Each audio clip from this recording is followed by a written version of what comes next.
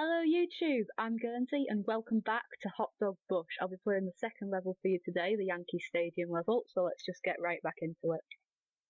Okay, so there's no new stuff on this level, we're just gonna crack on with what we've been doing up to now.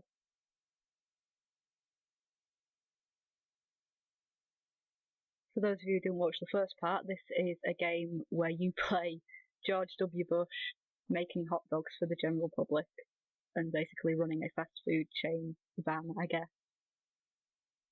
And it's amazing. It's an amazing display of micromanagement techniques and games of that style, which were quite popular at the time. This was probably released around the late 2000s. Now, you might be able to tell, but what they've done here is they've made all the characters relative to the setting that they're in, and then in the later levels, all of these characters start to reoccur.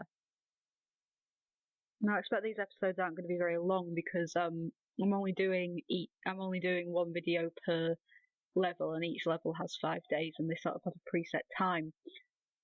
But I'm going to try and get as much content into them as I can, and keep talking as much as I can. And it's getting a bit easier as well.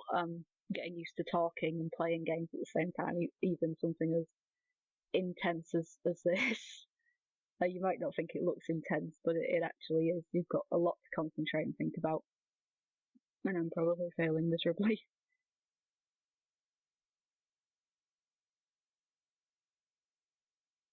Okay, that's first day done with.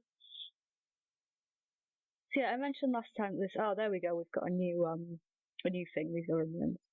So I mentioned last time this is a Flash game, and I mentioned earlier that it came out in sort of the late 2000s. This is the period. This came out in the period when I was at school, and I was really into these Flash games. I'd just got my first laptop when I was 15, and I was really enjoying this sort of game. I didn't have a lot of PC games, but I did have quite a few console games. But I wasn't always able to access my console games. So and these were basically what these games were invented for. They were mostly all free, if not entirely all free. I think there was like lots of little sites where you could play these at, and there was Newgrounds for like, I'm going to say more risque ones. Although there were plenty of non-risque games on Newgrounds there, and videos as well. It was the whole Flash. Flash was a big thing back then. I knew a lot of people who were trying to learn Flash scripts so they could make games. And it was a great time. There was a lot of creativity going around at this time. There still is. You can still go to Newgrounds. There are still new games being made, new Flash games being made all the time. It's just that a lot more of them are coming out for like the Android market, and it's a lot easier for them to make money by doing that now. There was no real way to make money doing Flash games at the time. Yes, sir, I will get to you in a moment. I'm going to call that first video W like fries with that. It might not come across so well visually, but hey, I think it's a good joke. Lady, calm your tits. Man, these people get demanding. Okay. So yeah, you can already see that I'm struggling to keep up with all of the things that I'm having to do, and this is only the second level. I'm actually quite good at this game when I'm not having to pay attention to what I'm saying and try and keep talking to fill in the silences, because if I just let all these silences go, then it's going to be a very, very short video. It was a good time. It was a good time for independent games, and especially people who couldn't really afford to be spending for 30, 40, 50 pounds, 70 odd dollars, I expect, on video games, which was most people I knew. Very few people had Xboxes in my town. At that time anyway. Obviously when we all started to turn 16, 17, some of us got jobs, and they were always more than willing to share their Xboxes with their friends and have people over. But like, I didn't get to play Halo until I was about 17, and by then Halo 3 was out, I think. Certainly Halo 1 and 2 were out.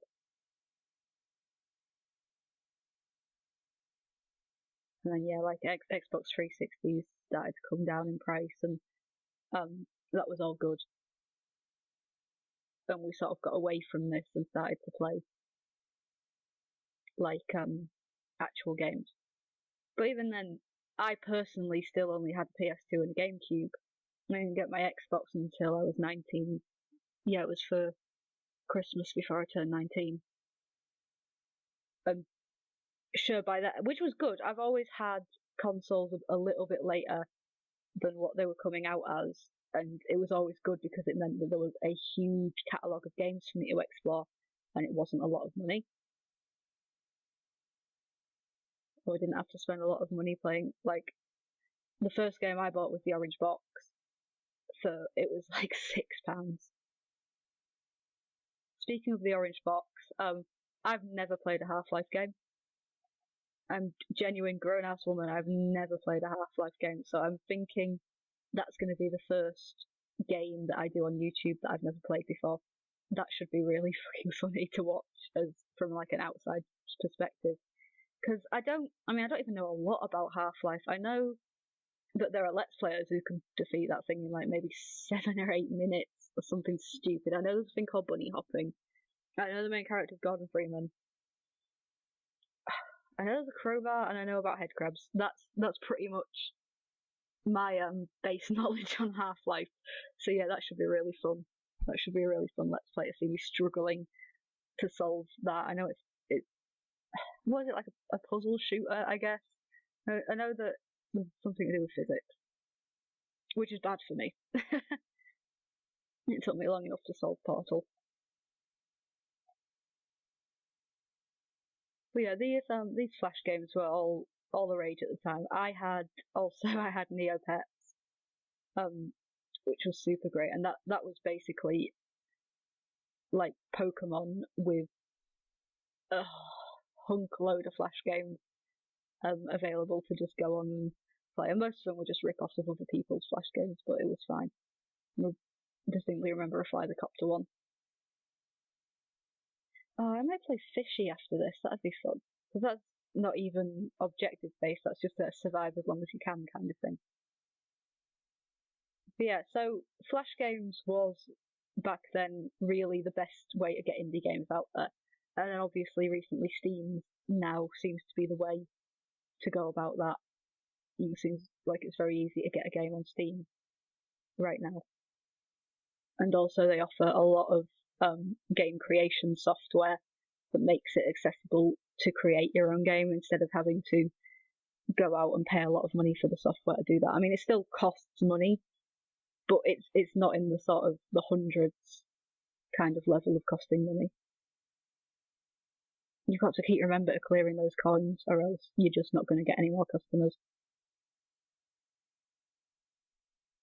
Oh, okay, now we just have to serve this one guy burgers, and then that's the end of the day. Again, I'm doing the same thing as I did last time. I really need to start paying attention to just how much longer I've got left in the game so that I know when I should stop talking instead of like leaving. Okay, so this is Friday. Because last time I left, I was going to leave like a big chunk of the day just and then leave the video playing whatever while I finished what I was saying. But yeah, it seems a lot easier. It seems a lot more commonplace to get indie games on Steam now, which is also great because it means that the people who obviously have a lot of skill and a lot of wit and humour can make some money out of their games. Because, yeah, the vast majority of these games were free, these Flash games. And a lot of them were really, really creative and really, really fun. They were games that I would have been happy to pay maybe £1, £2 for at the time, which is sort of what you'll be paying for a game like this on Steam. Obviously, the more complex ones are more expensive. And indie games can be like up to £20, but anything up to £20, you can get them for £6, you can get them for £7. And I'm glad about that. People should be rewarded for their hard work. And like a lot of the games now as well, the old games are coming out on like the Androids, and they're getting a little bit of money from that, but it's still like this is still available online for free. I'm choosing to play this for free because I don't have a viable touchscreen interface at the moment. And also, I mean, I know you can record that, but it'd probably be quite expensive and quite difficult. I mean, I've seen people recording from 3DSs lately, and that's mad. I only recently got a 3DS a couple of weeks back. I got Monster Hunter for it. I love the Monster Hunter series. And that blew my mind, being able to play a video game in 3D, and still people have been doing that for a few years now. I think the 3DS has been out. Oh, I'm doing bad. Shame you can't like take the onions off something that you've already made. Anyway, this game's about to finish. I'm about to be finished with this one.